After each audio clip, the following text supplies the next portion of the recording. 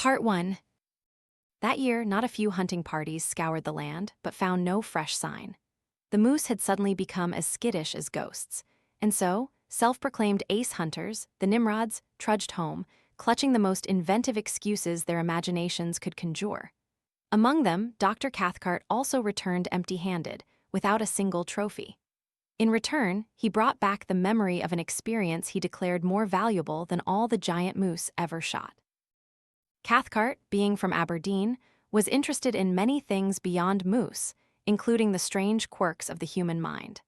However, this particular story was never mentioned in his book on collective hallucinations, for a very simple reason, as he once confessed to a colleague. He had been too deeply and personally involved to consider himself objective enough to judge the entire affair. Besides him and his guide, Hank Davis, there was young Simpson, his nephew, a theology student destined for work. This was also Simpson's first trip into the deep Canadian wilderness, accompanied by his guide, Defago. Joseph Defago was a French-Canadian who had left his native Quebec many years ago, drifting to Red Portage just as the Canadian Pacific Railway was being built. He was a man with an unparalleled knowledge of the forest and all the unspoken laws of the bush, who could also sing ancient voyageur songs and tell gripping hunting stories. Moreover, he was particularly sensitive to the strange enchantment the wilderness often casts upon solitary natures, and he loved those vast, lonely places with a romantic passion that bordered on obsession. The deep forest life captivated him, and perhaps that's why he was exceptionally skilled at unraveling its mysteries. On this trip, Hank personally chose Defago. Hank knew him and trusted him implicitly, though he often cursed at him, a kind of friendly banter. And because Hank possessed a trove of colorful, meaningless expletives, the exchanges between these two hardy, weather-beaten woodsmen were often spirited, almost fiery. Even so, Hank agreed to curb his stream of curses, partly out of respect for his old patron, Dr. Cathcart, whom he, of course, called Doc in the local manner. The other part was because he understood young Simpson was already half a clergyman. However, Hank had one reservation about Defago, just one that occasionally the French-Canadian would exhibit what Hank called the output from a damned gloomy head. It seemed that at times he truly was of the Latin temperament, suddenly falling into silent, sullen moods from which no one could coax a word. In other words, Defago was imaginative and somewhat melancholic, and it was usually long periods of civilization that brought on these fits. Only a few days back in the wild would cure him. So the four men set up camp in the last week of October of that moose-shy year, deep in the wilderness north of Red Portage. It was a forgotten, desolate, and cold land. There was also Punk, an indigenous man who had hunted with Dr. Cathcart and Hank in previous years, now serving as cook. Punk's only job was to stay at camp, fish, and always be ready to grill moose meat and brew coffee in a flash. He wore old clothes left by previous employers, and except for his coarse black hair and dark skin in those city clothes, Punk didn't look like an Indian, but rather more like a blackface minstrel on stage impersonating an African. Nevertheless, Punk still retained the primal instincts of a vanishing race. The quietness, few words, and enduring stoicism still lived, as did his superstition. That night, around the flickering fire, the group sat dejected and weary. A week had passed without a single sign of new moose. Defago had sung a song, then plunged into storytelling, but Hank, irritated, kept repeating that he was fouling up the truth. As a result, the story was reduced to little more than a gas-passing hoax, which finally made the Frenchman's face darken and fall silent. It was a sulking silence that showed no sign of ending soon. Dr. Cathcart and his nephew were almost exhausted after an unusually tiring day. Punk was washing dishes, grumbling to himself under the makeshift shelter of branches, where he would soon crawl to sleep. No one bothered to tend the dying fire. Above them, stars shone brilliantly in a sky that was already winter cold. The wind was so slight that ice had stealthily formed along the edges of the calm lake behind them. The vast silence of the forest seemed to listen, creeping closer, then enveloping them all. Suddenly, Hank's thin, nasal voice broke the stillness. "Tomorrow, I propose we change hunting grounds," he said decisively, glancing at his patron. "Around here, we haven't got a ghost of a chance. You'd have better luck finding a dead man." "Agreed," Cathcart replied, a man of few words. "Good idea." "Good idea, why not?" Hank continued, growing confident. Suppose Doc and I head west towards Garden Lake for a change. None of us have touched that quiet patch of land. I'll go with you, and Defago, you take Mr. Simpson in the small canoe, cross the lake, portage over to 50 Island Water, and check carefully along the south shore over there. Last year, moose gathered there thick as ants. Who knows, maybe this year they'll do it again just to spite us. Defago still stared into the embers, offering no reply. Perhaps he was still piqued by his story being cut short. No one's gone up there this year, I bet, Hank emphasized, as if he had reason to be certain. He narrowed his eyes at his fellow guide. Best to take the small silk tent and stay over there for a night or two. He concluded as if the matter was settled. As Hank was recognized as the organizer of the entire hunt and leader of the group, it was clear Defago was not enthusiastic about the plan, but his silence carried something more than ordinary objection. Across his dark, sensitive face, a strange expression flickered like a reflected spark, not so quickly that the other three missed it. I think he's scared for some reason, Simpson later said to his uncle in their shared tent. Dr. Cathcart didn't reply immediately, though that glance had registered in his mind. The expression made him feel momentarily uneasy, an unease he couldn't immediately explain. But Hank, of course, was the first to notice. The strange thing was that instead of getting angry or erupting at the other man's hesitation, he immediately softened his tone, coaxing him. But there's no special reason why people shouldn't go up there this year, he said, his voice noticeably lowered. At least, not the reason you're thinking of. Last year was a forest fire, so people avoided it, but this year it's just, naturally so, what else? His way of speaking was clearly meant to reassure. Joseph Defago looked up for a moment, then down again. A stealthy gust of wind crept from the forest, fanning the embers into a brief, bright blaze. Dr. Cathcart saw that expression on the guide's face again and disliked it immensely. But this time, the nature of the gaze was more clearly revealed. In those eyes, for just a moment, he caught the flash of a man afraid to the soul. It unsettled him more than he cared to admit. Bad Indians in that direction? He asked with a laugh to ease the tension, while Simpson, sleepy, didn't notice the subtlety. He tottered off to bed with a huge, jaw-splitting yawn. Or is there something wrong with that area? He continued when his nephew was out of earshot.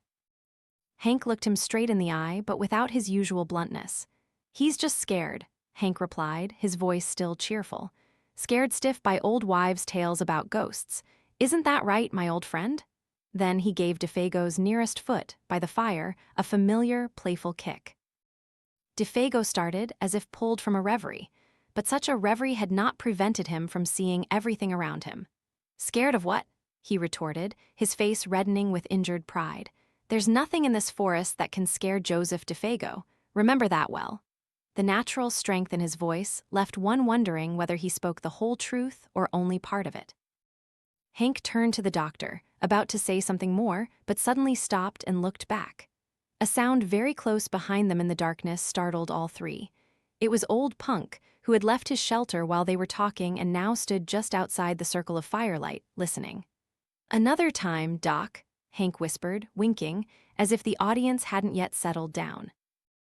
Then he sprang up, clapped the indigenous man heartily on the back, and said, Hey there, come on over to the fire and warm your dirty Indian hide a bit. He pulled Punk closer to the fire, threw on more wood. That meal you gave us earlier was truly excellent, he said boisterously, as if to distract the others' thoughts. And for you to stand out there shivering, wanting to go to hell, while we sit here warming ourselves nicely, that's not right at all. Punk stepped in, warming his feet, smiling faintly at the incessant chatter. He only vaguely understood but still said nothing. And then Dr. Cathcart, feeling he couldn't talk anymore, also followed his nephew into the tent to sleep, leaving the three men sitting smoking before the now brightly blazing fire. In a small tent, undressing without waking the person next to you is difficult. And Cathcart, though over 50, was still strong and hot-blooded. He was doing what Hank would call a lot of twilight moments outdoors. During that time, he noticed Punk had returned to his shelter, while Hank and Defago were clashing fiercely. Or rather, one was a hammer and the other an anvil, and the anvil was the small French-Canadian. It all looked like a familiar stage tableau from a Western drama. Firelight cast flickering red and black patterns on their faces. Defago, wearing a soft hat, played the role of the scheming villain. Hank, hatless, his broad face, exuded the swaggering air of an honest hero, illuminated by the fire. And old Punk, eavesdropping in the background, added a layer of mysterious intrigue to the scene. The doctor smiled as he observed these details, but at the same time, deep within him, he himself wasn't sure what it was. Something tightened, like a breath of warning, so thin it was almost non-existent, just touching the surface of his soul and disappearing before he could grasp it. Perhaps the reason was the frightened look he had seen in Defago earlier. Perhaps it was because the suggestion of that fleeting emotion still eluded his otherwise sharp analytical abilities. He vaguely felt Defago could cause trouble in some way. He wasn't as steady and solid as Hank, for instance. Beyond that, he couldn't trace it further. He watched them for a while longer, then crawled into the stuffy tent where Simpson was sleeping like a log. He heard Hank cursing like a madman in a dilapidated New York saloon, but it was an affectionate kind of cursing. The flamboyant oaths flew thick and fast now that the reason for their restraint was asleep. A moment later, Hank placed a hand on his fellow guide's shoulder, almost gently, then both walked into the darkness where their tents were faintly visible. Punk, too, after a while, crawled into his smelly blankets on the opposite side. Dr. Cathcart also went to bed, tired, with sleep and a vague curiosity wrestling in his mind. What, after all, had made Defago fear the area around 50 Island Water, and why had Punk's presence stopped Hank from saying what he intended? Then sleep descended. Tomorrow he would know. Hank would tell him the story as they tramped through the forest, chasing the ghostly moose. A deep stillness fell around the small camp, pitched daringly as if thrust right into the jaws of the wilderness. The lake shimmered like a sheet of black glass under the starry sky. The air was biting cold. In the night, winds that flowed from the depths of the forest, carrying messages from distant mountain ranges and from lakes just beginning to freeze, mingled the acrid, dry scent of approaching winter. White men, with their duller sense of smell, would probably never notice the aroma of wood smoke, which would obscure for them the almost electric signs of moss, bark, and hardening swamps 100 miles away. Even Hank and Defago, subtle as they were, almost allies with the spirit of the forest, might only inhale in vain. But about an hour later, when all were fast asleep, old Punk crawled out of his blankets and silently crept to the lake shore like a shadow, so quietly that only indigenous blood could move that way. He lifted his head and looked around. The thick darkness made his eyes almost useless, but like an animal, he possessed senses that night could not silence. He listened, then inhaled deeply, standing motionless like a hemlock tree. He held that posture. 5 minutes later, he lifted his head again, inhaled again, then once more. A gradual numbing of the wondrous nervous system, showing no outward sign, ran through him as he tasted the sharp cold, then blended his body with the surrounding blackness in a way only a savage and wild animal could understand. He turned, still creeping like a shadow, and stealthily returned to his shelter and sleeping place. And not long after he slept, the wind that he had sensed subtly stirred, reflecting stars in the lake's depths. It arose from among the distant mountain ranges beyond the 50 Island Water area. From the very direction he had stared fixedly and swept past the sleeping camp with a thin, sighing breath through the ancient trees, so light it was almost inaudible. Along with it, along the desolate pathways of the night, came a peculiar, unsettling scent, a smell of something utterly alien, absolutely unknown. Around that time, the French-Canadian and the man with indigenous blood both stirred uneasily in their sleep, though neither fully awoke. Then the shadow of that strange smell passed, dissipating into the vast, uninhabited miles of forest beyond. Part 2. The next morning, the camp was bustling before the sun even showed.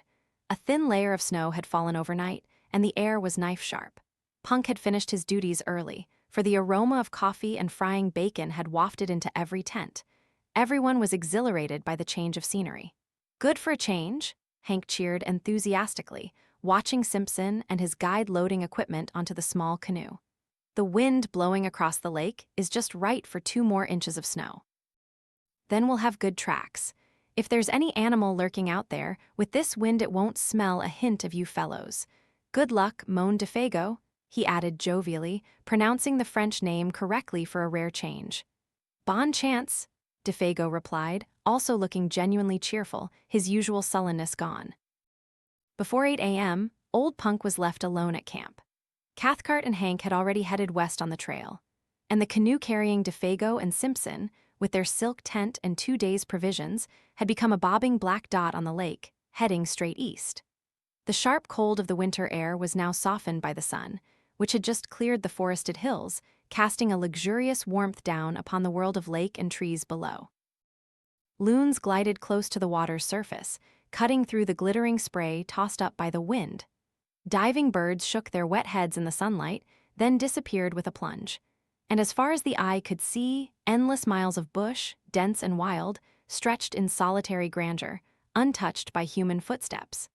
This vast, unbroken green carpet extended straight to the frozen shores of Hudson Bay. Simpson, seeing all this for the first time as he paddled diligently at the bow of the dancing canoe, was mesmerized by its austere beauty. His heart filled with a sense of freedom and immense space, just as his lungs filled with the cool, forest-scented wind. Behind him, at the stern, Defago hummed fragments of old folk songs from his homeland while steering the birch-bark canoe as if it were a living creature, happily answering all his companions' questions. Both were relieved and buoyant. At such times, all the superficial distinctions of everyday life naturally fall away. They were simply human beings working together for a common purpose. Simpson, the employer, and Defago, the hired hand amid these primal forces, were simply two men, the guide and the guided. Naturally, superior knowledge took command, and the young man, without thinking, instinctively fell into a slightly subordinate position. He never dreamed of objecting when Defago dropped the Mr. and called him Simpson or Boss Simpson, and that always happened before they reached the other shore. After a hard, hand-numbing 12-mile paddle against the wind, he merely smiled and rather liked it, then paid no more attention. For this theology student was an intelligent and brave young man, just not widely traveled.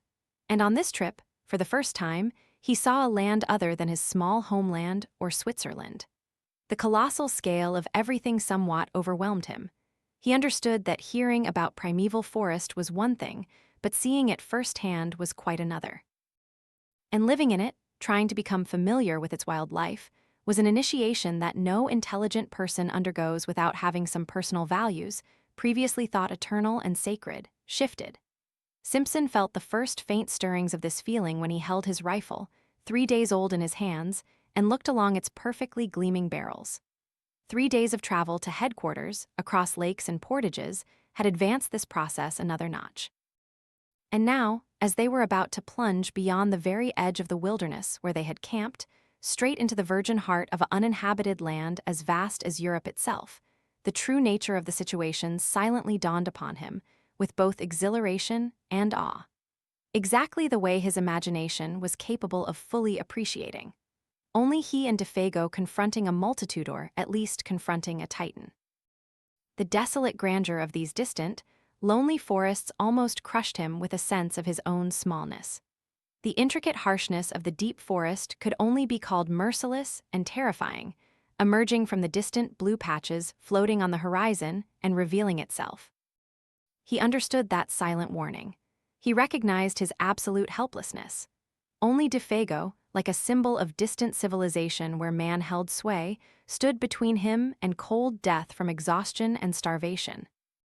Therefore, he shivered with a mix of delight and dread when he watched Defago overturn the canoe on the shore, neatly arrange the paddles beneath it, then begin to mark spruce trees along both sides of an almost invisible trail with an axe, while casually remarking, "Hey, Simpson, if anything happens to me, you'll find the canoe safe thanks to these marks. Then just head straight west, follow the sun, and you'll get back to the main camp. Understand?" It was such a natural remark that there was nothing strange about it, and he spoke it without changing his tone, without emphasis. It was just that, at that moment, it inadvertently struck precisely the young man's emotions, like a symbolic statement for both the situation and his helplessness within it. He was here alone with Defago in a primal world. That was all. The canoe, another symbol of human dominion, was now abandoned.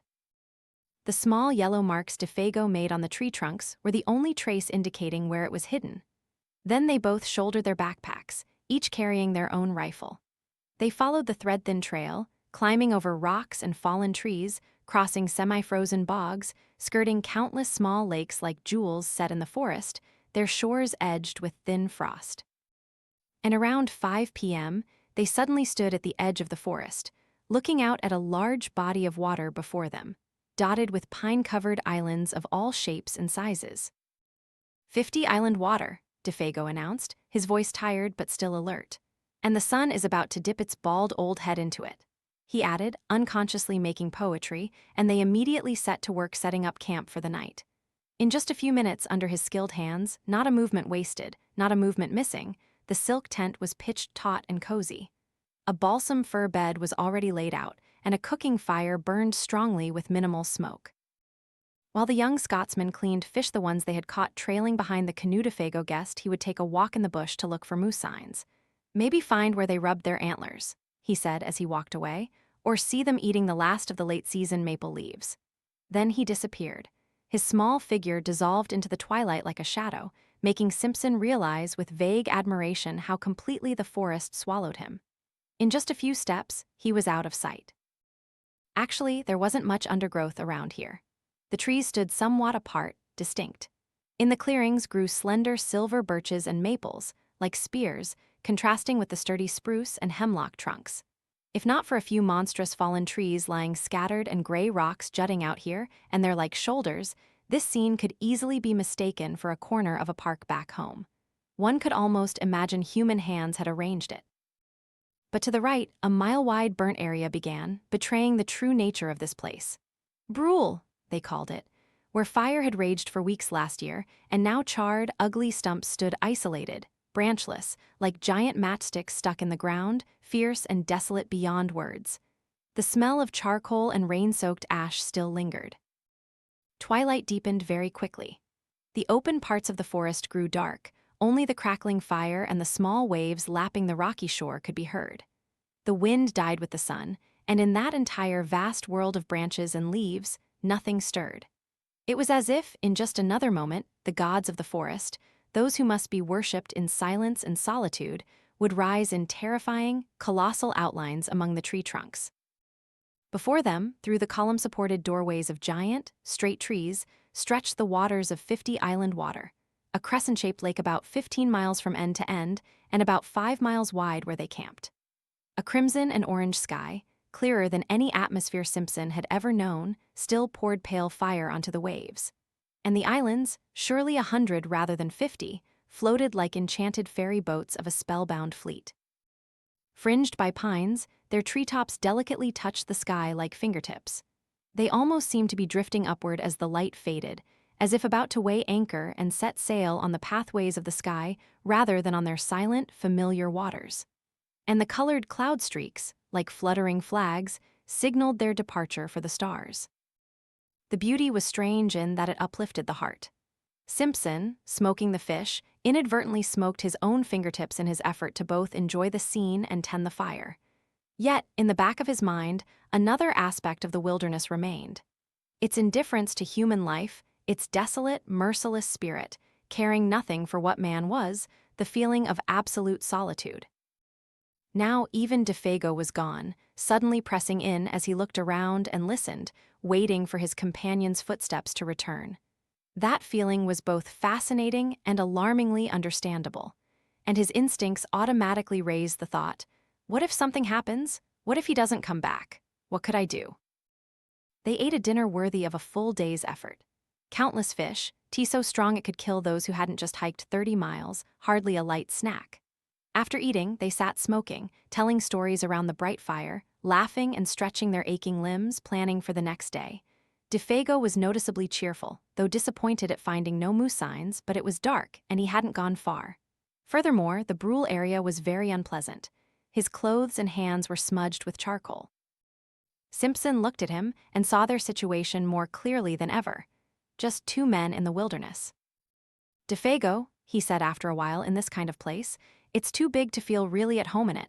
I mean, too big to feel comfortable, isn't it? He blurted it out according to his mood. He didn't expect his guide to reply with such seriousness, even solemnity.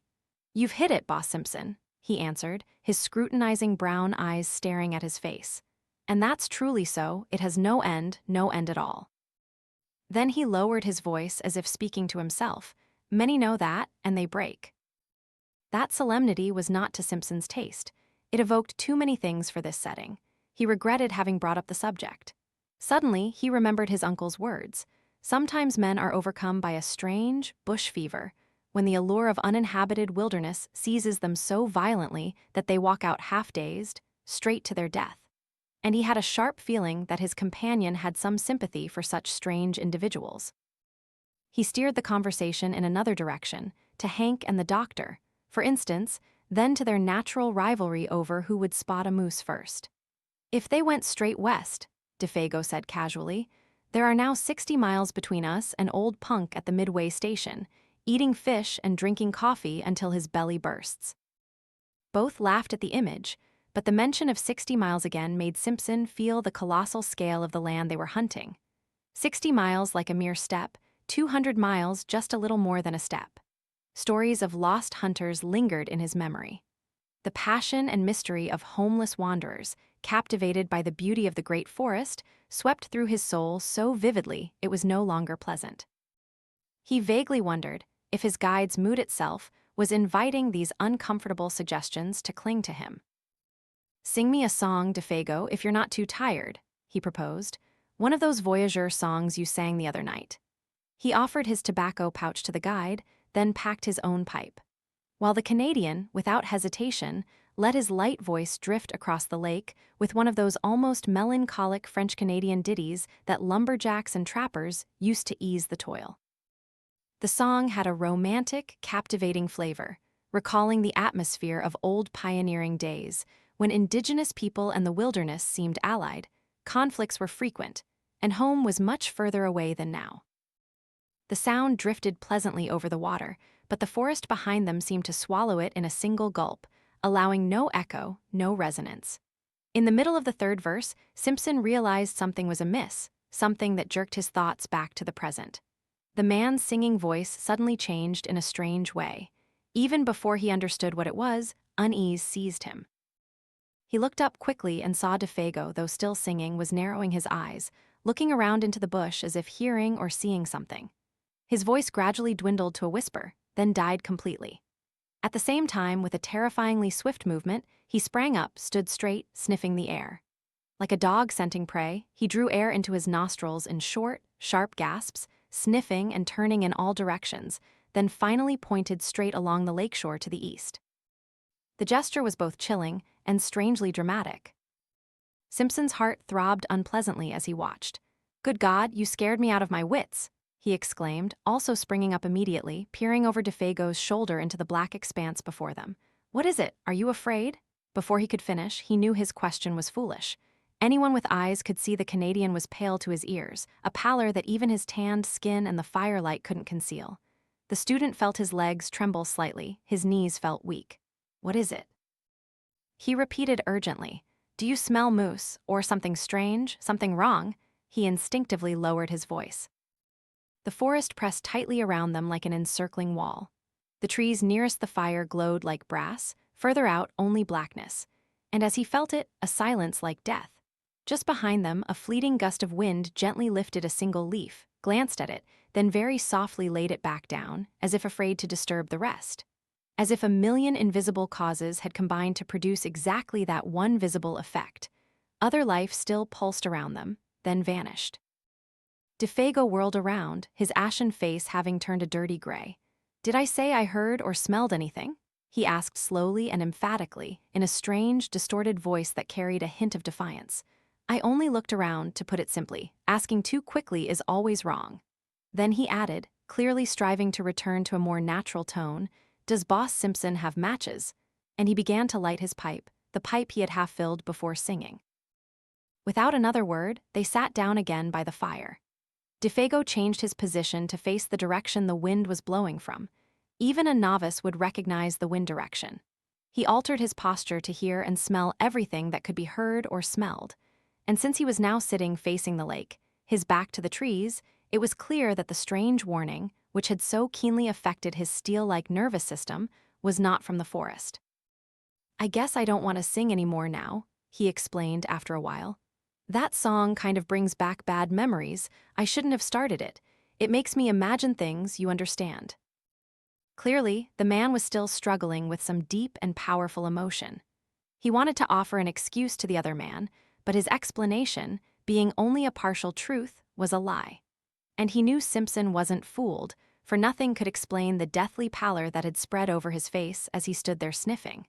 And nothing, no roaring fire, no normal conversation could restore the camp to its former state. The shadow of an unnamed, naked terror, though not yet given a name, had flashed in the guide's face and gestures, and also vaguely spread to his companion, and was therefore all the stronger. Defago's obvious attempts to conceal the truth only made everything worse. Moreover, what unnerved the young man further was the difficulty, even impossibility, of asking questions, coupled with an absolute vagueness about the cause. Indigenous people, wild animals, forest fires, he knew none of these could be the answer. His imagination churned violently but fruitlessly. And then, somehow, after another long period of smoking, talking, and warming themselves by the large fire, the shadow that had just intruded upon their peaceful camp began to shift. Perhaps Defago's efforts, or his return to a normal, calm demeanor, had achieved this. Perhaps Simpson had exaggerated things too much, or perhaps the powerful atmosphere of the wilderness itself carried a healing force. Whatever the reason, the immediate sense of terror seemed to dissipate as mysteriously as it had arrived, for nothing happened to fuel its growth further. Simpson began to feel he had been childishly, unreasonably afraid. He attributed it partly to the unconscious excitement the vast wilderness stirred in his blood, partly to the enchantment of solitude, and partly to sheer exhaustion. The pallor on the guide's face was, of course, unusually difficult to explain, but it could also have been caused by the firelight or by his own imagination. He gave it the benefit of the doubt. He was a Scot. When a slightly unusual emotion has disappeared, the mind always finds ways to explain away its cause. Simpson lit a final pipe, trying to smile to himself, thinking, back in Scotland, this will make a fine story.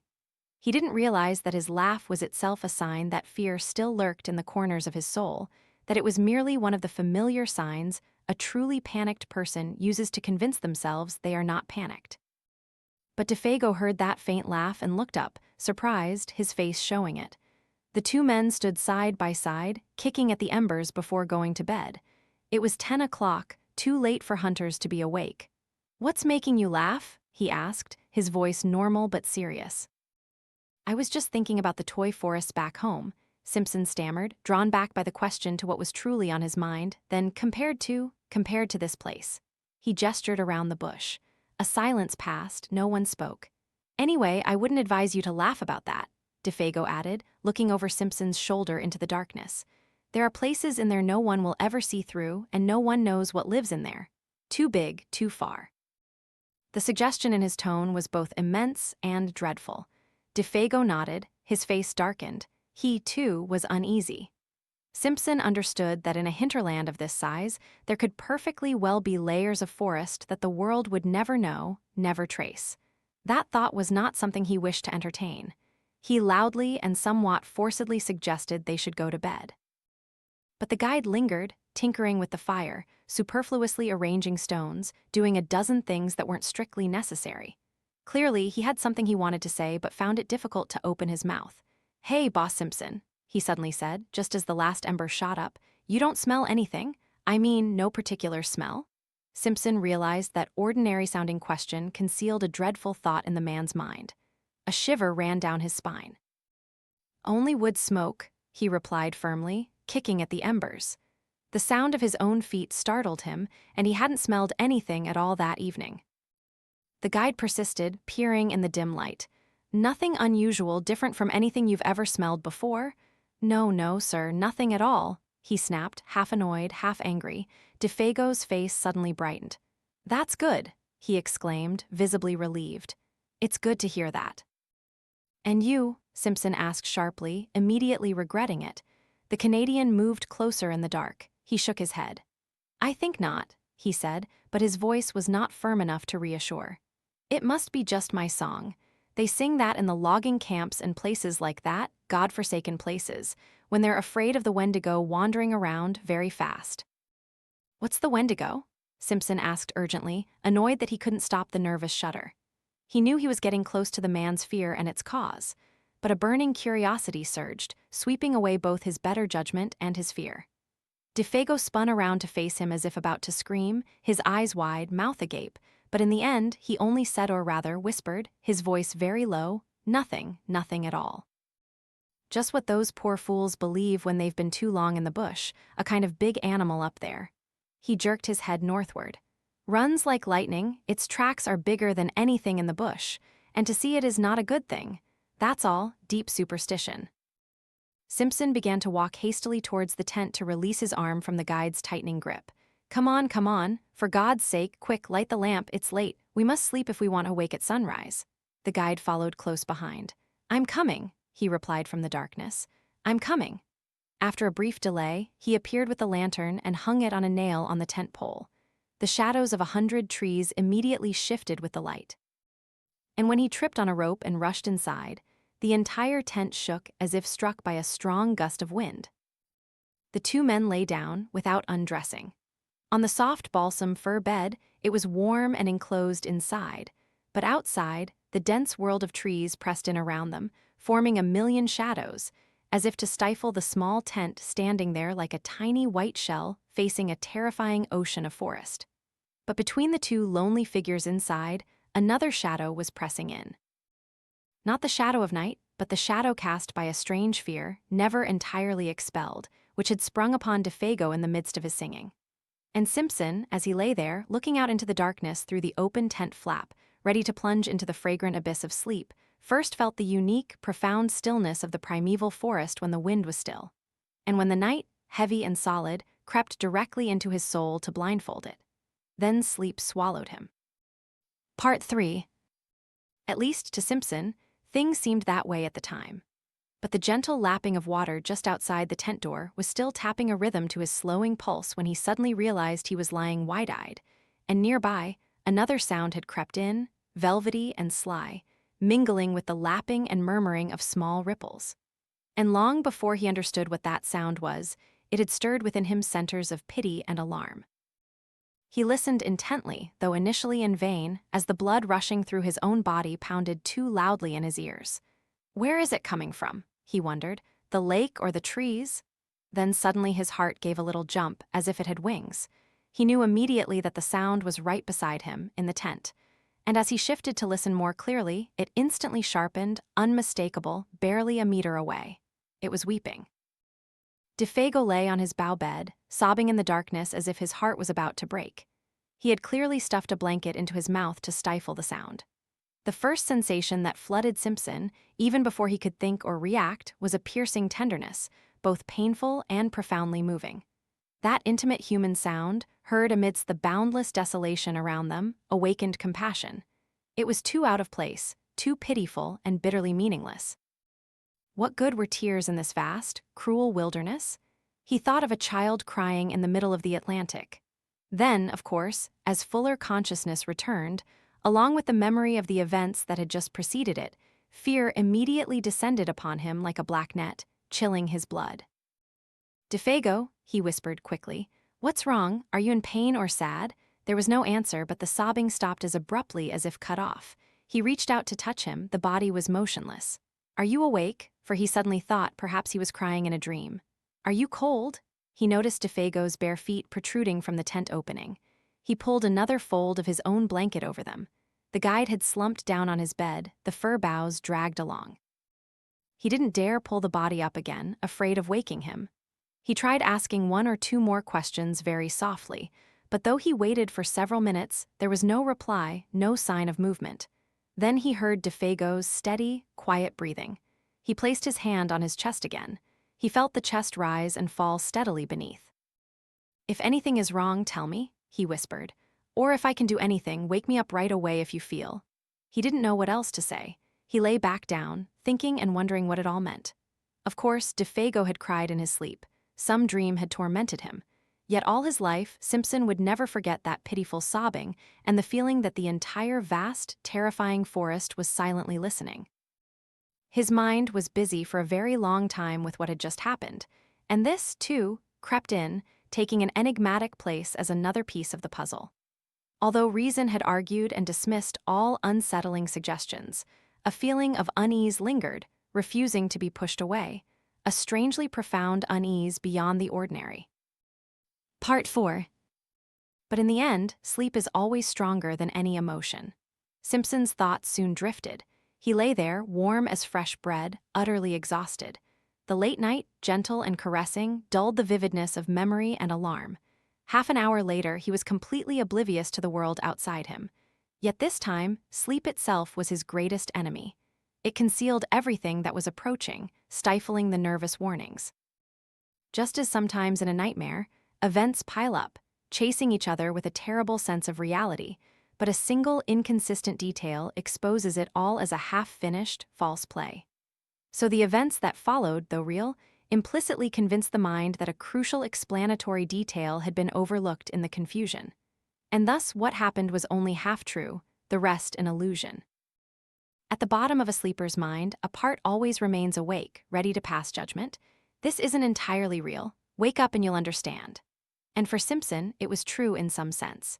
The events, not entirely unreasonable or unbelievable, would forever remain, for the one who had seen and heard them, a series of disjointed fragments of chilling horror. For the small piece of the puzzle that could have made it clear was obscured or overlooked. According to what he could remember, what first awoke him was a violent movement crashing down the tent towards the door, making him realize his companion was sitting bolt upright beside him, trembling uncontrollably. Hours must have passed, for the faint light of dawn now revealed his outline against the canvas. This time he wasn't crying, he was shaking like a leaf. Simpson felt the tremor through the blanket, running through his own body. Defago had huddled close to him, seeking refuge from something that seemed to lurk near the tent flaps. Simpson then loudly asked some random question. In the shock of just waking, he didn't remember exactly what he had asked, and the other man didn't reply. The atmosphere and feeling of a true nightmare lay upon him sickeningly, making both movement and speech difficult. At first, he wasn't even sure where he was. In one of the previous camps, or at home in his bed in Aberdeen? This confused feeling tormented him intensely. And then, almost simultaneously with his full awakening, the deep silence of the dawn outside was torn by a sound so bizarre as to be impossible. It came without warning, with no approaching sound for the ear to catch, and it was indescribably terrifying. It was a cry, Simpson asserted, perhaps a hoarse, plaintive human voice. A soft roar echoing just outside the tent, seeming to come from above rather than ground level, of immense volume yet strangely penetrating and enchantingly sweet. It consisted of 3 distinct notes or cries, and in some way it bore a distant yet recognizable resemblance to the guide's name, Defago. The student confessed he couldn't describe it rationally, as it was unlike any sound he had ever heard, a blend of contradictory qualities. He called it a wind cry, like something lonely and untamed, wild and of dreadful power. And even before the sound fully ceased and fell back into the silent depths, the guide beside him sprang up with an incomprehensible reply. He crashed violently into the tent pole, making the entire frame tremble, throwing his arms out in panic as if needing more space, then kicking off the blankets that entangled him. For a second, perhaps 2, he stood upright by the door, a black silhouette against the pale light of dawn. Then, with frantic speed, before his companion could raise a hand to stop him, he plunged through the canvas flaps and vanished. And as he ran, so fast that the cry indeed seemed to fade in the distance, he shrieked in desperate terror, yet also with something strangely like wild exultation. "Oh, oh, my burning feet, my burning, fiery feet. Oh, oh, this height and this fiery speed." Then the distance quickly swallowed it, and the dawn silence descended upon the forest as before. Everything happened so fast that, were it not for the evidence of the empty bed beside him, Simpson could almost have believed it was just an after-effect of a nightmare trailing from sleep. He still felt the warmth of the vanished body pressing against his side. The blankets twisted into a heap. Even the tent still vibrated from the impulsive rush. Those strange words echoed in his ears, as if still hearing a wild language from a mind that had just broken. Moreover, it wasn't just his eyes and ears reporting strange things to his brain, for at the moment the man shrieked and ran, he had perceived a peculiar scent, faint yet pungent, filling the tent. And at that precise moment, as if the realization that his nose was drawing that unpleasant smell down his throat, bringing him back to himself, he found the courage to spring up quickly and step outside. The gray light of dawn fell cold and shimmering among the trees, illuminating the scene clearly enough. The tent behind him was soaked with dew, the black embers of the fire still warm. The lake was white under a layer of mist, the islands rose dark like objects wrapped in cotton, and scattered patches of snow farther in the clearings. All were silent, as if waiting for the sun. But there was no sign of the vanished guide. He was still dashing madly through the frozen forest, without a fading sound of footsteps, nor an echoing voice. He was utterly gone. Nothing left. Except for the very strong sense of presence that lingered around the camp, and that penetrating smell, which was also rapidly dissipating. Though his mind was terribly confused, Simpson tried his best to recognize its nature, to define it.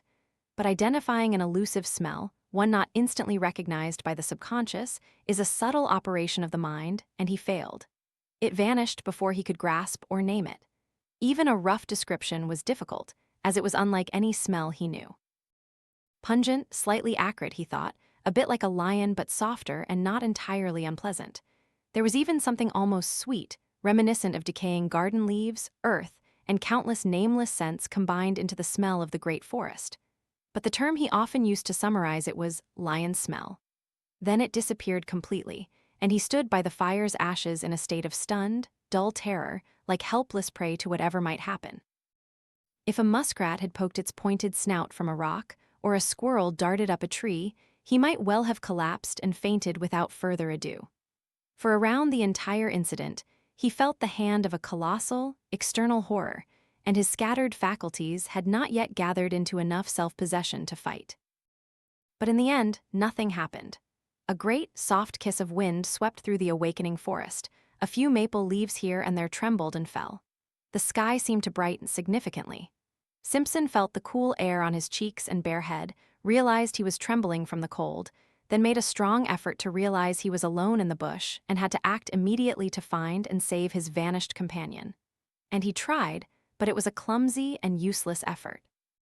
With the vast sea of trees around him, the water blocking behind him, and the echo of the wild cry still clotted in his blood, he did exactly what any inexperienced person would do in similar panic. He ran frantically and aimlessly like a mad child, calling the guide's name incessantly. "Defago, Defago, Defago," he shouted, and the trees returned the name, each time softer. "Defago, Defago, Defago." He followed the trail for a distance, crossing patchy snow, then lost the tracks where the trees grew too dense for snow to settle.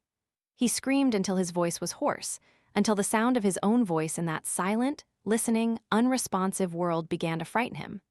The harder he tried, the more confused he became.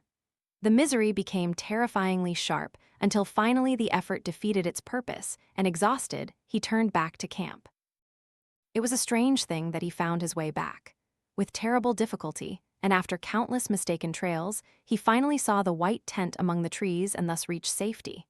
Exhaustion then acted as a sedative, and he calmed down. He built up the fire and ate breakfast.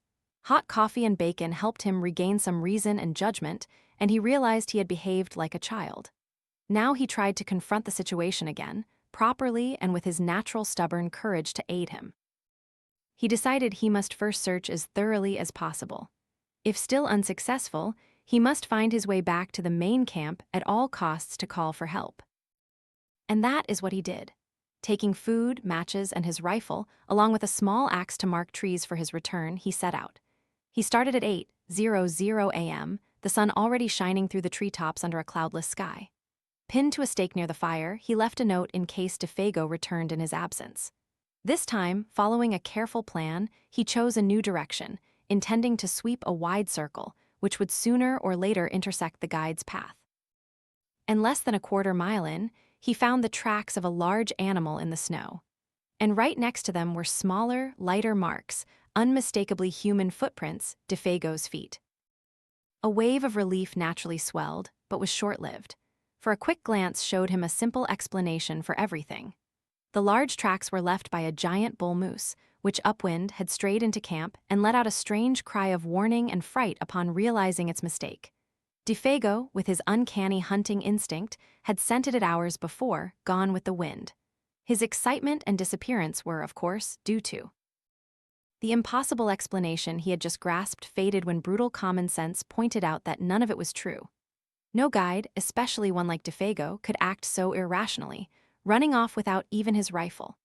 The whole incident demanded a far more complex explanation, especially when he recalled the details.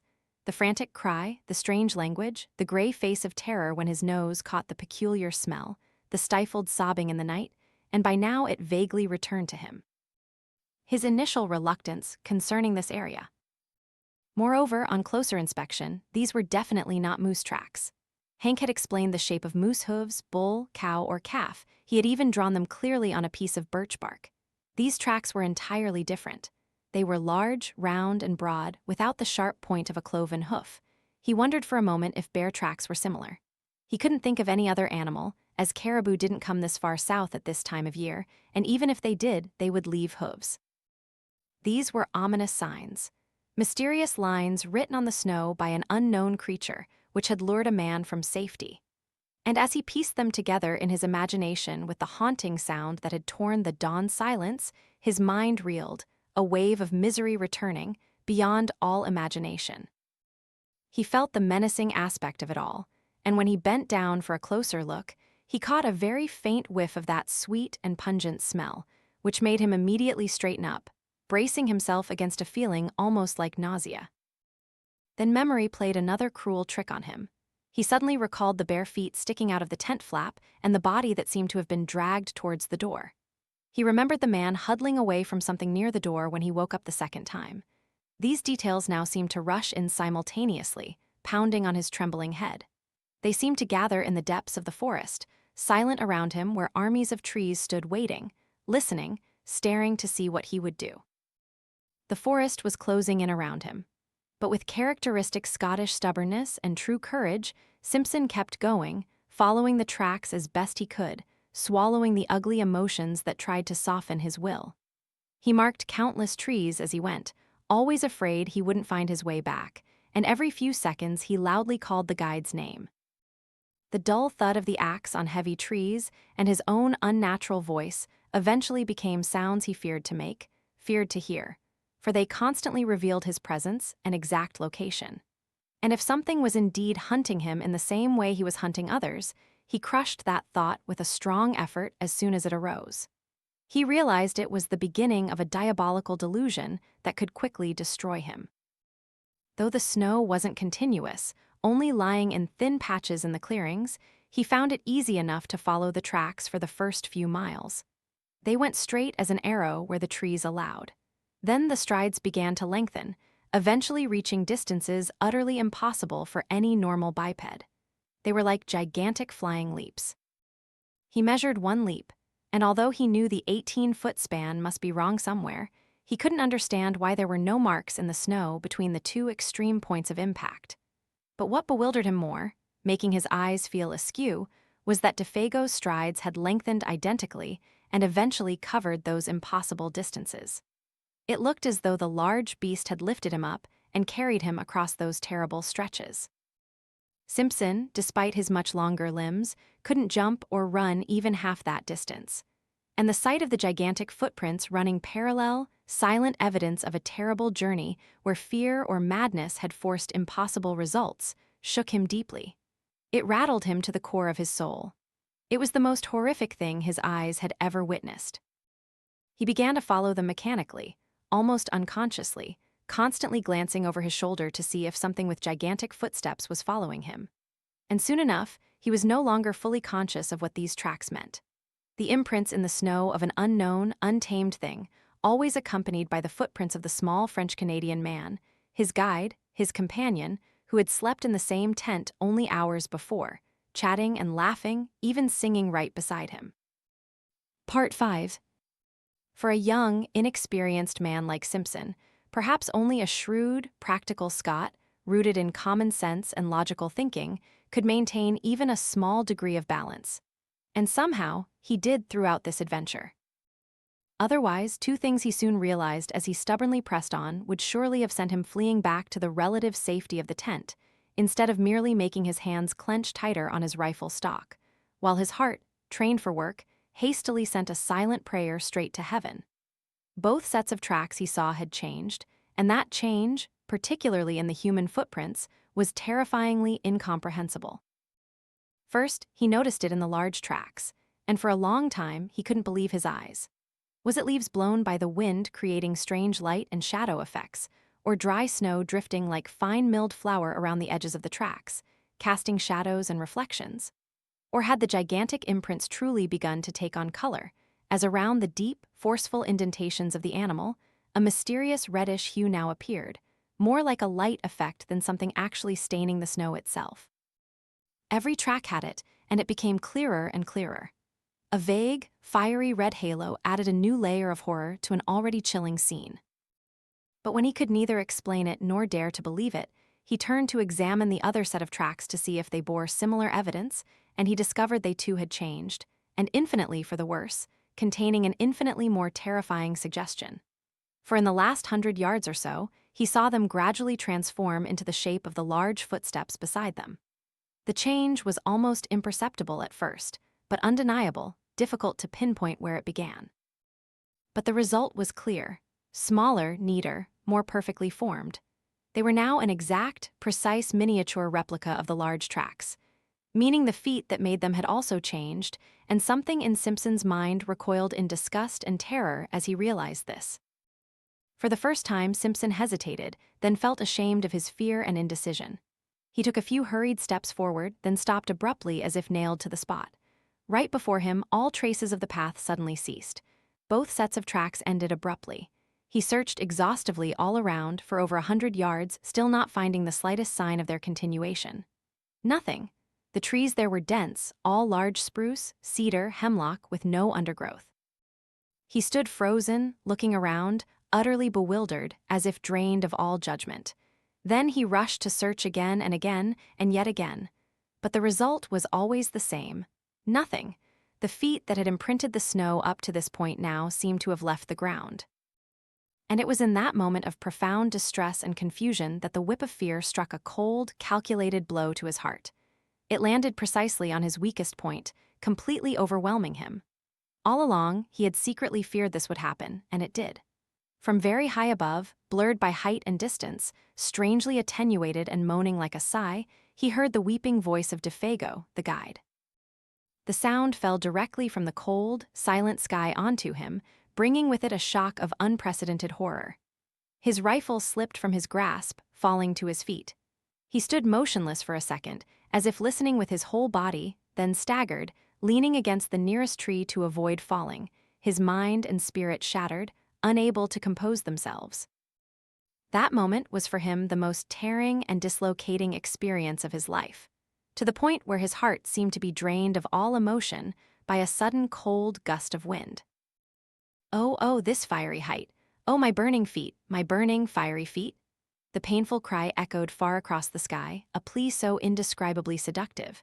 It called once, then fell silent amidst the listening wilderness. And Simpson, almost unaware of what he was doing, soon found himself running frantically back and forth, searching, calling, tripping over roots and rocks, then in a frantic, undirected pursuit, rushing towards the caller. Behind the curtain of memory and emotion that experience uses to veil events, he plunged confused and half-mad, grasping at false lights like a lost ship at sea, his eyes, heart, and soul filled with panic. For the panic of the wilderness had called him with that distant voice. The untamed power of distance, the temptation of the destructive, desolate realm. In that moment, he tasted all the pain of the hopelessly, irredeemably lost, bearing the longing and agony of a soul in final solitude. An image of Defago, eternally hunted, chased, and pursued across the celestial vastness of the ancient forests, flashed through the black ashes of his thoughts like a flame. It felt as if ages had passed before he found something in the disorganized chaos of his senses to cling to stand still for just a moment and think. The cry wasn't repeated, his own hoarse calls went unanswered. The incomprehensible powers of the wilderness had called their victim beyond reach and held him fast. Yet he still searched, still called. Seemingly for hours afterwards, for it wasn't until late afternoon that he decided to abandon the fruitless pursuit and return to camp on the shore of 50 Island Water. Even then, he went reluctantly. The weeping voice still echoed in his ears.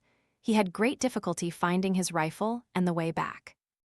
The concentration needed to follow the sparsely marked trees, along with the gnawing hunger, helped keep his mind from slipping away. Otherwise, he admitted, the temporary mental imbalance he had just suffered could have lasted to truly disastrous effect. Gradually, the scales within him shifted, and he regained something resembling his familiar equilibrium. But even so, the journey through the thickening twilight remained tormented. He heard countless footsteps following him, giggling voices, whispers, and saw figures lurking behind trees and rocks, signaling each other, preparing to attack as he passed. The rustling wind was enough to make him start, stop, and listen. He walked stealthily, trying to hide when possible, making as little noise as possible.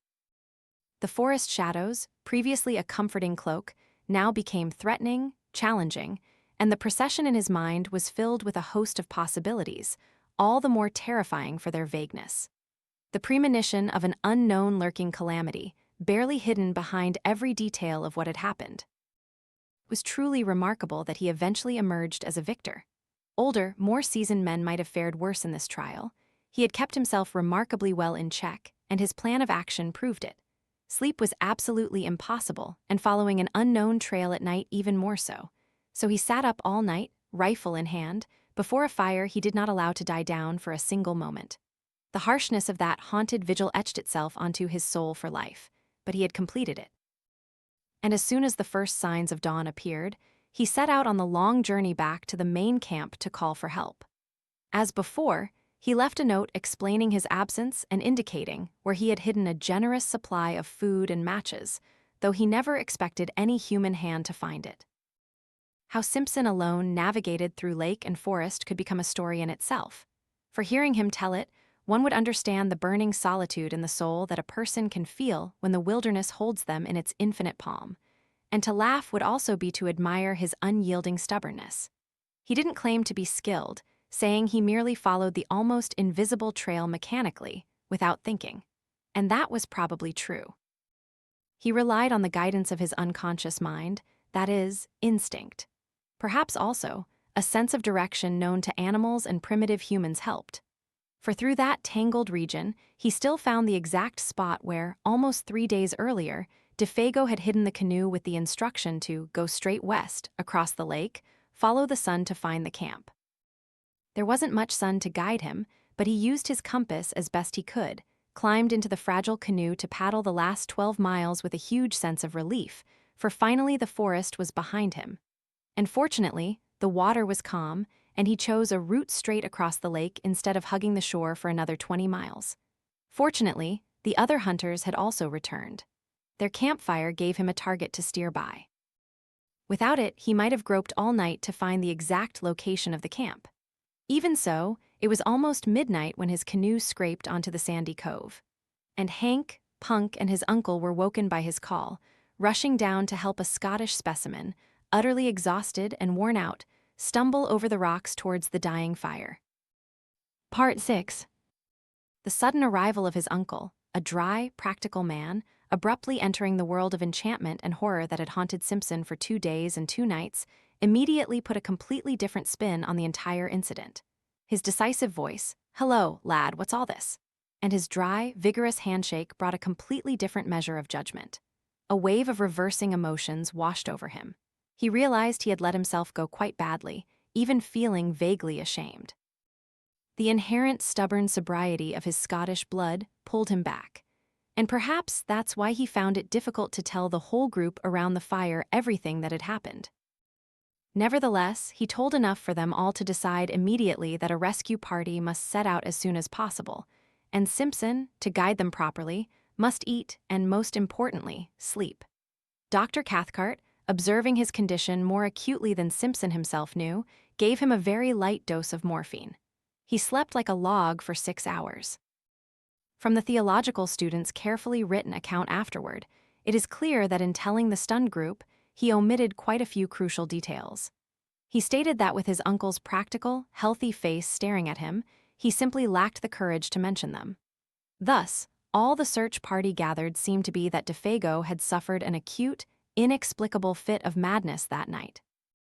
He had imagined someone or something calling him, then rushed into the bush to pursue it without food or rifle, and he would die a slow, painful death from cold and starvation unless found and rescued in time.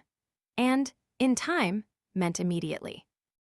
The next day, however, they set out at 7 a.m., leaving Punk at camp with instructions to always have food and fire ready. Simpson gradually told his uncle more of the true core of the story, without realizing it was actually being extracted through a subtle form of cross-examination. By the time they reached the head of the trail where the canoe was hidden for their return, he had mentioned that Defago vaguely spoke of something he called the Wendigo, that he cried in his sleep, that he imagined a strange smell around camp, and that he showed many other signs of mental agitation. He also admitted the stunning impact of that peculiar smell on himself, pungent and acrid, like a lion. And by the time they were less than an hour's journey from 50 Island Water, he blurted out another foolish confession, as he later considered it, about his agitated state, that he had heard the vanished guide calling for help. He omitted the strange phrases uttered because he couldn't bring himself to repeat such ludicrous language. Similarly, when describing how the man's footprints in the snow gradually transformed into an exact miniature replica of the animal's deep tracks, he didn't mention the utterly unbelievable distance between the steps. What to say and what to hide was, for him at that moment, a delicate balancing act between self-respect and honesty. For example, he spoke of the fiery red color in the snow, but recoiled from having to recount that the body and bed had been partially dragged out of the tent. The result was that Dr. Cathcart, a seasoned psychologist in his own confident estimation, explained to him quite clearly where his mind, under the influence of solitude, confusion, and fear, had broken and invited hallucination. While praising his conduct, he simultaneously pointed out where, when, and how his mind had erred. He made his nephew think he was better than he was by praising him appropriately, but also made him think he was more foolish than he was by devaluing the evidence. Like many other materialists, he skillfully lied based on a lack of understanding, because what was presented was unacceptable to his own intellect. The influence of these dreadful solitudes, he said, cannot leave any mind entirely untouched. That is, any mind with a high degree of imaginative quality. It affected you just as it affected me when I was your age. The animal lurking around your small camp was certainly a moose, for the cry of a moose sometimes has a very strange tonal quality. The colored appearance around the large tracks was obviously just a visual error caused by agitation. As for the size and stride of the tracks, we will verify that when we get there. But hearing a voice is, of course, one of the most common forms of delusion due to mental agitation. An agitation, my dear nephew, that is entirely understandable, and I must add that you controlled yourself remarkably well under the circumstances. For the rest, I must say you acted with admirable courage, for the horror of feeling lost in this wilderness is something terrible, nothing short of hell.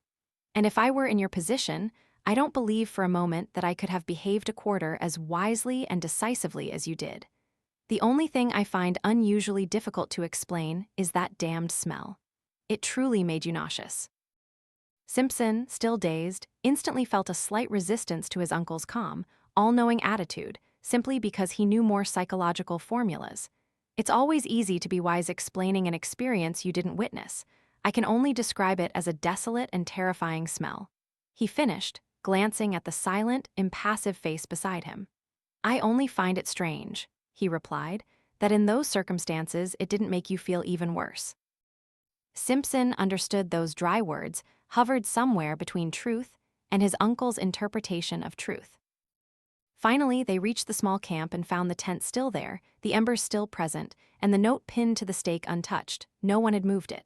But the carelessly laid-out cache of supplies, set up by inexperienced hands, had been discovered and raided by muskrats, mink, and wolves.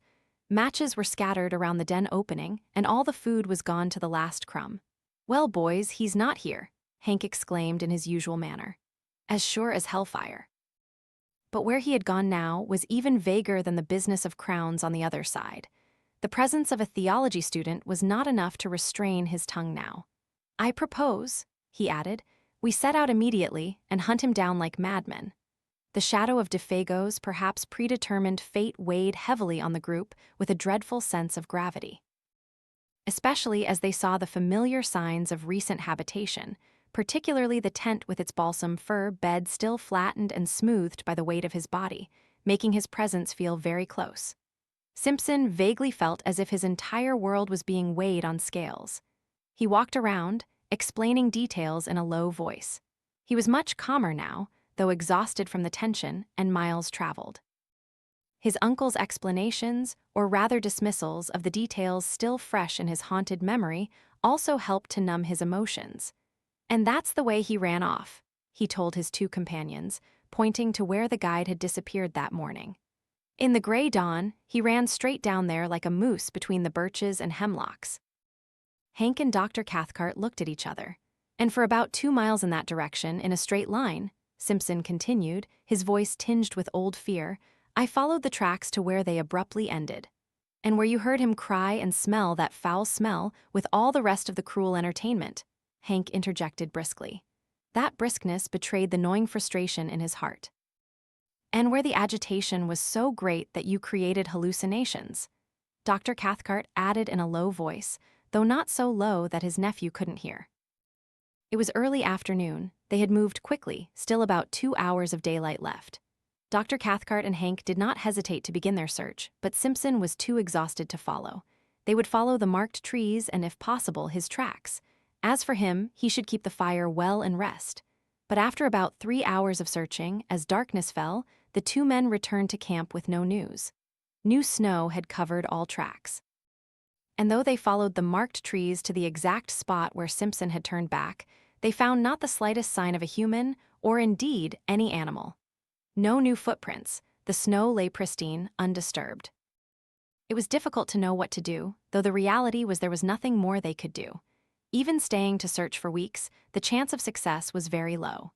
The new snow extinguished their only hope, and they gathered around the fire for dinner, a gloomy and despondent group.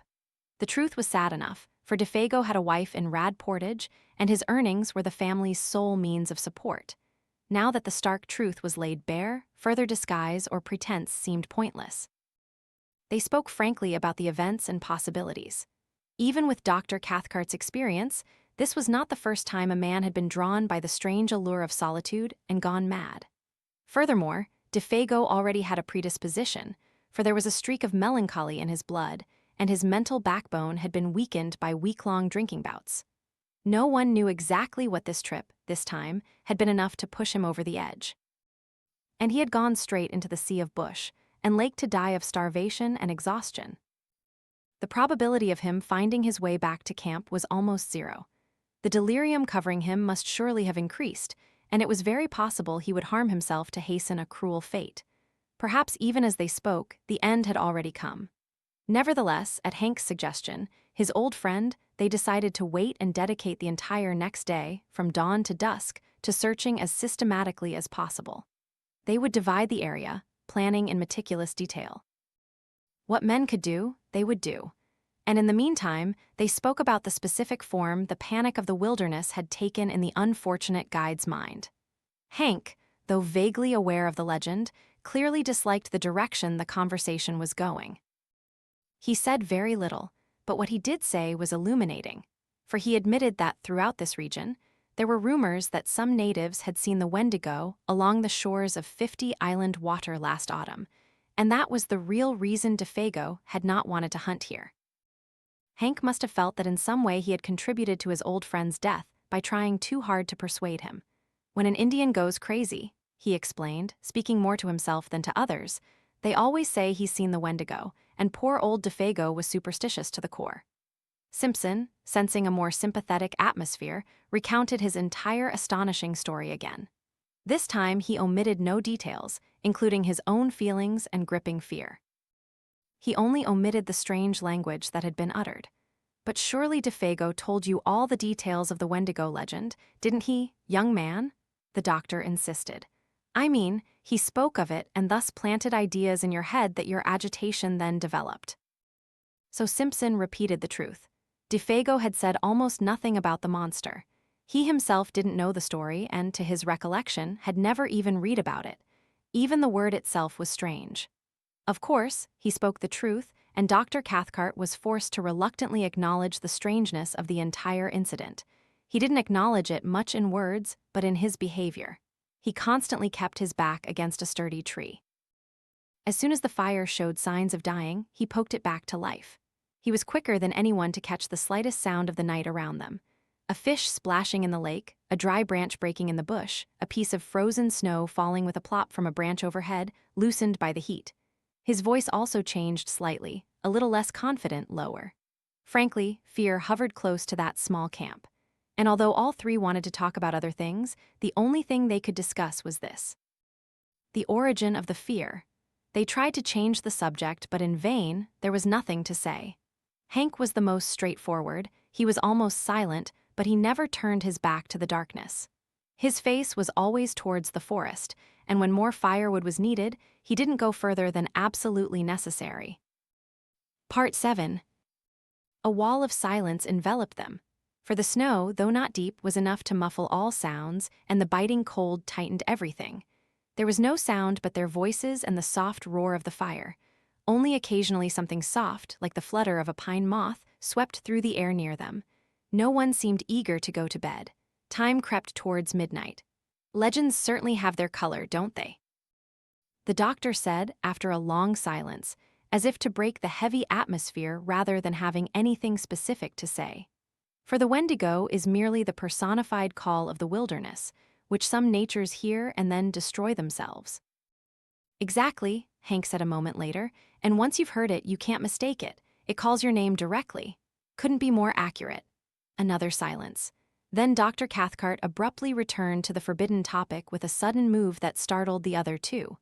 The metaphor is also worth considering, he remarked, looking around into the darkness, for they say that voice is like all the small sounds in the bush. Wind, falling water, animal cries, etc., and once the victim hears it, it's over, of course. Moreover, his most vulnerable points are said to be his feet and eyes. Feet, you understand, because of the wandering thirst, and eyes because of the thirst for beauty. Poor fellow, he runs at such terrifying speed that blood gushes from his eyes and his feet are on fire. As he spoke, Dr. Cathcart stared into the darkness around them with a restless look. His voice dropped to a whisper. They also say, he added, the Wendigo makes his feet burn from friction, perhaps because of the terrible speed, until his feet fall off and new ones grow, identical to its own. Simpson listened, stunned and horrified.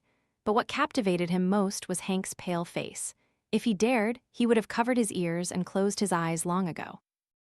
It doesn't always stay on the ground either. Hank's voice dragged slowly and heavily like pulling wood. For it goes so high that he imagines the stars are burning him to fire. And sometimes it takes terrible flying leaps, running along the treetops, carrying its companion, then drops him with a thud. Just like a fish hawk dropping a fish to kill it before eating. And its food, among all the garbage in the bush, is marrow. He let out a short, unnatural laugh. Wendigo eats marrow, he added, looking up excitedly at the faces of the other two. Ein lot, he repeated, then unleashed a torrent of the most bizarre curses he could think of. But now Simpson understood the true purpose of this conversation. Two men, each strong and seasoned in their own way. What they feared most was not the legend but silence. They were talking to fight against time. They were also talking to fight against the darkness, against the encroaching panic, against the thought that reflection might bring, that they were on enemy territory. Against everything, as long as they didn't let their deepest thoughts take control. As for Simpson, having been initiated by a night of terrifying vigil, he was at this point beyond both of them. He had reached a stage of numbness, almost immunity. But the other two, the mocking, analytical doctor and the stubborn, honest woodsman, each trembled deep within. So time passed.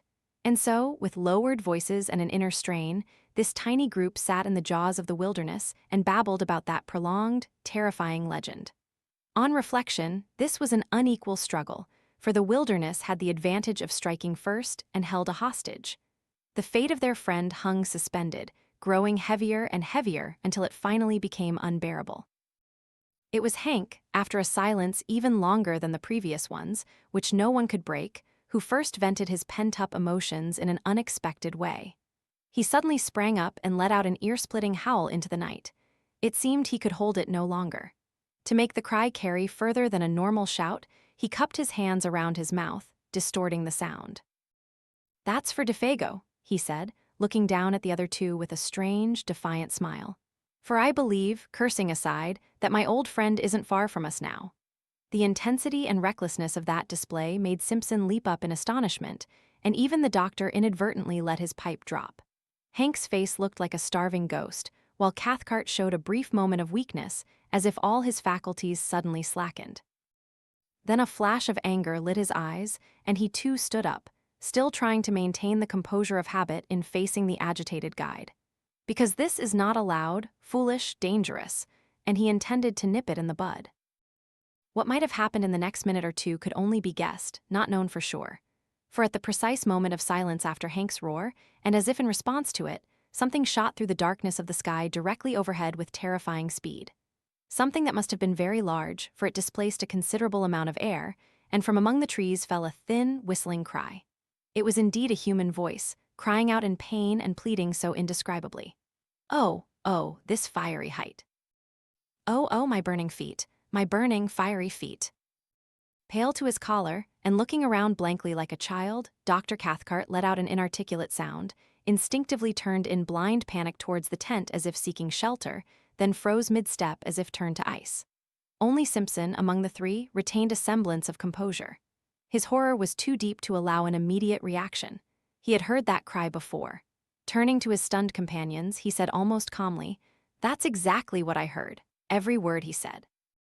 Then, looking up at the sky, he yelled loudly, "Defago, Defago, come down to us, come down."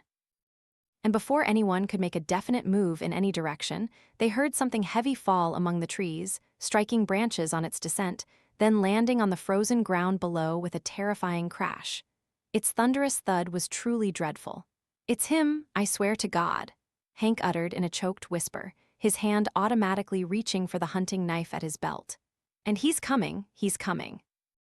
He let out an irrational, terrified laugh, as the sound of heavy footsteps grinding on the frozen snow became clearly audible, approaching through the darkness towards the circle of firelight. And as those staggering footsteps grew closer and closer, the three men stood motionless and silent around the fire. Dr. Cathcart looked like someone suddenly withered, even his eyes didn't move. Hank suffered a terrible shock, on the verge of explosive action again, but still did nothing. He too seemed carved from stone. They were like children struck by a spell. A dreadful sight. And while the owner of those footsteps remained invisible, the crunching snow grew closer and closer. It stretched on endlessly, so long it no longer seemed real. A steady, cold, merciless approach. It was cursed. Part 8. Then, at last, the darkness, after such a painful gestation, gave birth to a form. It shuffled forward, entered the dim light where fire and shadow intertwined less than 3 meters away, then stopped, staring at them. At that exact moment, it jerked forward again with convulsive movements, like something pulled by strings. And as it came closer, fully into the blinding firelight, they realized it was a human being. And that human being seemed to be Defago. A layer of palpable horror seemed to pull down over every face in that moment. And 3 pairs of eyes shone through it, as if seeing beyond ordinary vision into an unknown realm. Defago walked towards them, his steps wavering, staggering. He went straight to their group, then suddenly turned, peering closely into Simpson's face. A voice burst from his lips. "It's me, Boss Simpson, I heard someone calling me." It was a hoarse, weak, wheezing, breathless voice, as if from an inhuman exertion. "I've been on a truly hellish, fiery journey." Then he laughed, thrusting his head towards the other man's face. But it was that laugh that set the mechanism of the pale, frozen figures in motion. Hank immediately sprang up and rushed forward, unleashing a torrent of curses so alien that Simpson didn't recognize them as English. He thought Hank had suddenly reverted to an Aboriginal tongue or some other strange language. He only managed to realize that Hank's interposition between them was a welcome thing, strangely welcome. Dr. Cathcart, though calmer and slower, also stepped forward, stumbling heavily. Simpson later recalled very vaguely what they said or did in the next few seconds, for the eyes of that dreadful, ravaged face were pressed close to his own, disorienting his senses from the start. He just stood still. He said nothing. He lacked the hardened will of the 2 older men, which compelled them to act despite all emotional pressure. He watched them move as if through a distorting glass, having reality, everything dreamlike, distorted. Nevertheless, through Hank's torrent of meaningless words, he remembered hearing his uncle's authoritative voice, firm and harsh, talking incessantly about food and warmth, blankets, whiskey, and all sorts of other things. And moreover, that continuous faint waft of that unfamiliar, penetrating smell, both foul and intoxicatingly sweet, kept assaulting his nose throughout what followed. Yet it was Simpson, despite being less experienced and less quick-witted than the other two, who instinctively blurted out the question that brought a little relief to the horrifying situation, for it voiced the doubt in every man's heart. "Is it really you, Defago?" he asked softly, his horror making the words falter. And immediately Cathcart snapped out a loud answer before the other could even part his lips. "Of course it's him. Of course it's him. Can't you see? He's almost dead from exhaustion, cold, and fear. Isn't that enough to change a man beyond recognition?" He spoke as if to convince himself as much as the others. The very exaggeration betrayed it. And repeatedly, as he spoke and acted, he pressed a handkerchief to his nose. The smell permeated the camp as Defago huddled beside the great fire, wrapped in blankets, drinking hot whiskey, holding food with emaciated hands, looking nothing like the guide they had seen alive just hours before. Like a 60-year-old's photograph, it could not resemble a daguerreotype of the same person in their youth, dressed in the attire of another generation.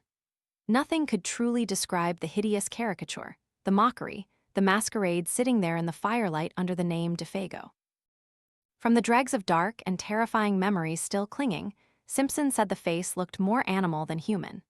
Features were stretched into grotesque proportions, skin drooped as if subjected to extraordinary pressures and tensions. It vaguely reminded him of the balloon faces street vendors at Lockgate Hill would inflate, changing features when inflated, and emitting a groaning sound mimicking human speech when deflated. Both face and voice suggested such a dreadful resemblance. But Cathcart, much later, trying to describe the indescribable, insisted it could be the appearance of a body and face that had been in such rarefied air that when atmospheric pressure was removed, the entire structure risked bursting apart and becoming disjointed, no longer cohesive. Hank himself, though confused and trembling with a tearing mass of emotions he couldn't grasp or understand, pushed everything to a climax without further pretense. He moved a little away from the fire, probably so the light wouldn't dazzle him too much, then cupped his hands over his eyes for a second and roared loudly, in a voice of terrifyingly mixed anger and pity. "You're not you, you're nothing. I don't give a damn, but you're not my friend of 20 years. He glared at the huddled figure as if to kill it with his gaze. "And if it is him, I'll wrap cotton around a matchstick and scour hell, I swear to God." He bellowed with disgust and horror, unable to be silenced. He stood there, howling as if possessed, horrifying to see, horrifying to hear. "Because it's true," he repeated 50 different ways, each more grotesque than the last. The forest echoed with his shouts. At times he looked as if he was about to rush at the intruder, his hand twitching repeatedly towards the long hunting knife at his belt. But in the end, he did nothing, and the storm ended quickly with tears. Hank's voice suddenly broke. He slumped to the ground, and Cathcart somehow finally persuaded him to crawl into the tent and lie still. The rest of the events, Hank actually witnessed from behind the canvas, his pale face of fear peeking through the tent flap. Then Dr. Cathcart, with his nephew beside him, who until then had maintained more courage than anyone, advanced with a determined look, standing opposite the Defago figure huddled by the fire. He looked it straight in the face and spoke. At first his voice was firm. "Defago, tell us what happened.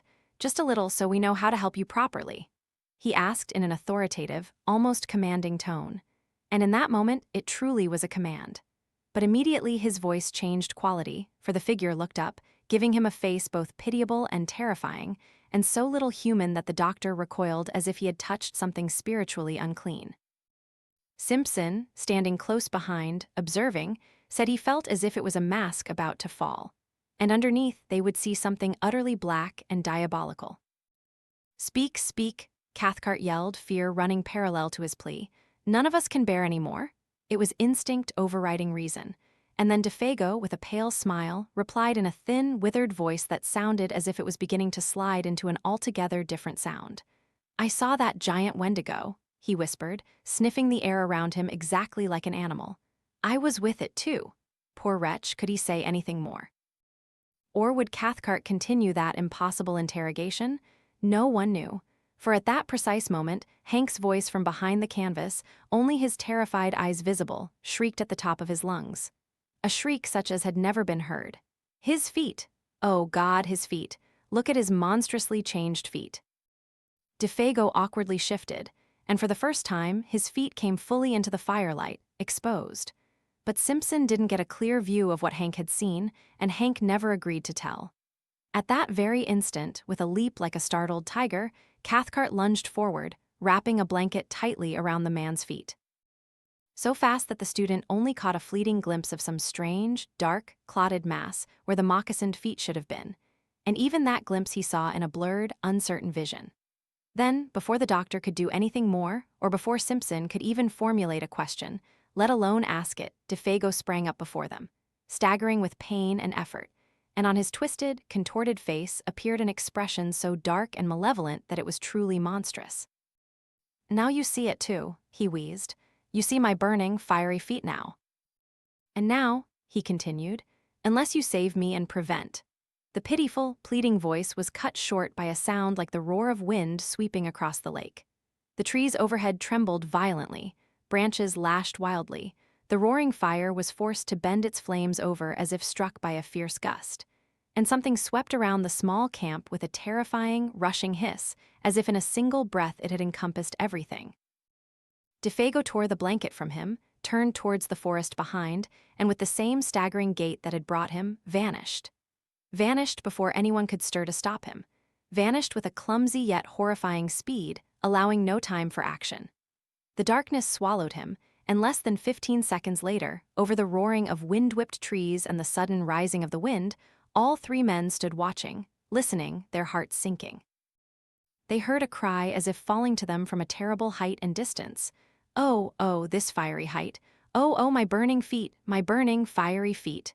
Then it faded, sinking into the vast and silent space. Dr. Cathcart suddenly regained control of himself and therefore of the others. Just in time, he grabbed Hank, yanking him back as he tried to rush into the bush. "But I want to know you," the guide shrieked. "I want to see." It wasn't Hank speaking, but a demon that had been pushed into his place.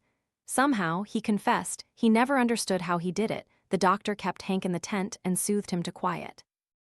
It seemed Cathcart had entered a phase of reaction that allowed his innate strength to emerge and prevail.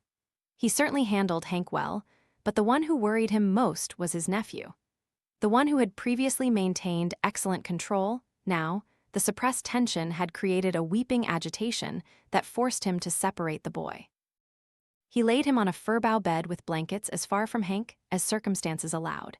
And there he lay as the hours of the haunted night passed over the solitary camp, crying and uttering startling, disjointed fragments of sentences into his bundled blankets, babbling strangely about high speed and fire mixed bizarrely with biblical memories from Sunday school. A man with a broken, burning face running towards camp at a terrible speed, so terrible. He groaned at one point, then a minute later sat up, staring into the forest, straining to listen, and whispered, "How terrifying in the wilderness are the feet of those," until his uncle had to come closer, redirect his thoughts, and comfort him. Fortunately, that agitation was temporary. Sleep cured him just as it cured Hank. Until the first signs of day appeared, just after 5 a.m., Dr. Cathcart remained awake, keeping vigil, his face chalk-white and strange red streaks under his eyes. A terrible horror of the soul wrestled with his will throughout those silent hours. Those were a few external signs. At dawn, he himself built the fire, made breakfast, woke the other two, and by 7 a.m. they were on their way back to the main camp. Three men bewildered and tormented, but each in his own way had pulled the internal chaos back into a relatively more orderly state. Final part. They spoke very little, and if they did, only of the most wholesome, ordinary things, for their minds were filled with painful thoughts that cried out for an explanation, but no one dared mention Hank. Being closer to primitive life, he was the first to regain himself, simply because he was simpler. While for Dr. Cathcart, civilization had to rally his forces against such a peculiar attack. Perhaps even today, he is not entirely certain about some things.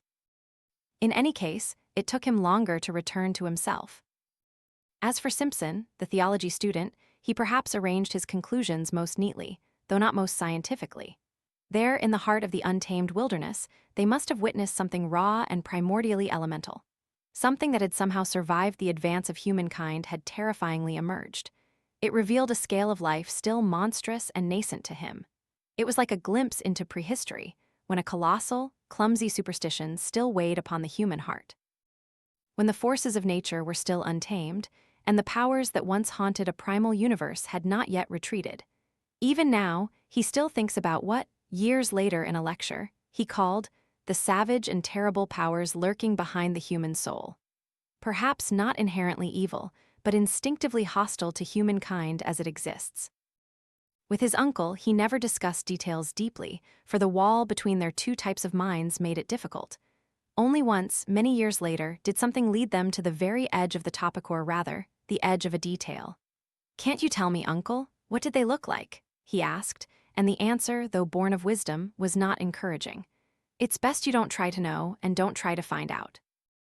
"What about that smell?" his nephew pressed. "What do you think it was, uncle?" Dr. Cathcart looked at him, raising an eyebrow. "Smell," he replied, "is not as straightforward as sound or sight in those kinds of telepathic communications. How much I understand, or how little, is probably no more than you do." He was not as fluent as usual in his explanation. That was all. At the end of that freezing, exhausted, starved day, the group finished the long portage and dragged themselves into a camp that at first glance seemed empty, without a fire, and Punk did not come out to greet them. The emotional capacity of all three had been so depleted that they could no longer recognize surprise or annoyance. But Hank's loving cry, as he rushed forward towards the fireplace, was perhaps the warning that the end of this bizarre affair had not yet truly arrived. And both Cathcart and his nephew later confessed that when they saw Hank fall to his knees in agitation and embrace something lying gently by the half-open tent flap, beside the dying ashes, they felt to their bones that this something would be Defago. The real Defago had returned. And so it was, quickly told, exhausted to the point of being skin and bones, the French-Canadian, or rather, what was left of him. He was rummaging in the ashes, trying to start a fire, his body hunched there. His weak fingers still tried to follow the instinctive habits of a lifetime with dry branches and matches, but there was no mind left to control that simple operation. His mind had run off, unable to be recalled, and with it, memory too had vanished. Not only what had just happened, but his entire life before was a blank. This time, it was truly the real man, though unbelievably and horribly emaciated. On his face, there was no expression at all, no fear, no joy, no recognition. He seemed not to know who was embracing him, who was feeding him, warming him, and speaking words of comfort. Lost, shattered to the point where no human hand could reach him, the small man merely obediently did as he was told. The thing that had made him an individual was gone forever in some aspects. It was even more painful than anything they had seen before. The vacant smile when he pulled rough clumps of moss from his swollen cheeks and said he was a damned moss-eater. The fact that he vomited up even the simplest food, and worst of all, the pitiful, childlike whine when he said his feet hurt, burning like fire. This was perfectly understandable when Dr. Cathcart examined them and found both feet terribly frostbitten, with faint signs of recent bleeding under his eyes. The details of how he survived so long exposed to the elements, where he had been, or how he had covered the enormous distance from one camp to the other, even circling the lake a long way on foot because there was no canoe, all these remained unknown. His memory was completely gone, and before winter, the winter whose beginning witnessed this strange event, ended, Defago was completely drained of his mind, memory, and his soul followed suit. He only lasted a few weeks, and what Punk added to the story didn't enlighten them further. He was fishing by the lake shore around 5 p.m., about an hour before the search party returned, when he saw the guide's shadow, weak and staggering, stumble into camp. Ahead of that shadow, Punk said, was a very faint whiff of some peculiar smell. At that very moment, old Punk set off for home. He ran for 3 straight days, with the speed only an indigenous person could achieve. The terror of an entire race spurred him on. He knew what it meant. Defago had seen the Wendigo.